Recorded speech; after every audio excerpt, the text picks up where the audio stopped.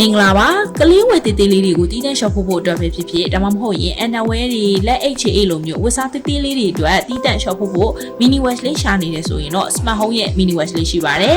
ဒီ wash ရှော့ဆက်လေးကို manual တိုင်းနဲ့အသုံးပြုနိုင်မှာဖြစ်ပြီးတော့ညှစ်ဖို့အတွက်အတွင်းမှာချင်းကန်တစ်ခုထပ်ပြီးတော့ပါရှိပါသေးတယ်ကလေးဝက်စားလေးဆိုလို့ရှိရင်9စုံနဲ့10စုံကြားထိဆန့်ပါတယ်ဒီဝက်ရှော့ဆက်လေးမှာအမခံ3နှစ်ပါရှိပြီးတော့လိုအပ်လို့ဝယ်ယူခြင်းနဲ့ဆိုရင် Home Electronic ရဲ့ showroom တွေမှာဝယ်ယူရရှိနိုင်ပါတယ်နော်